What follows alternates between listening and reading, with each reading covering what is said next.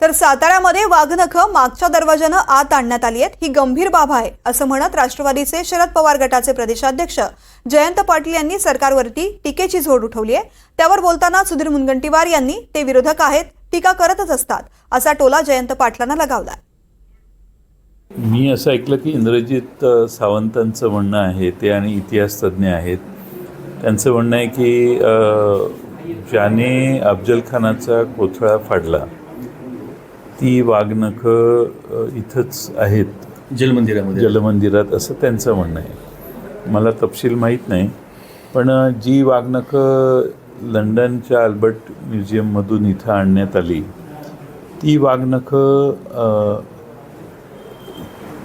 हळूच गुपचूप राजवाड्यात नेऊन ठेवली संग्रहालयात। हे गंभीर आहे। वाघनखं सातारला वाजत गाजतच यायला पाहिजे होती।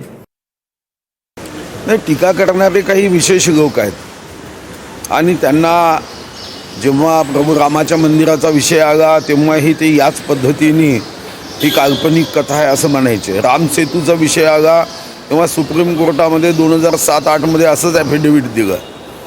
ते विरोधी पक्षाचे लोक म्हणजे काही इतिहासकार नाही आहे, ते त्यांच्या पद्धतीनुसार त्यांची एक सवय आहे, त्यांचं पोट दुखणं स्वाभाविक आहे, मताचं तुष्टीकरण करण्यासाठी असे प्रश्न उपस्थित करतात।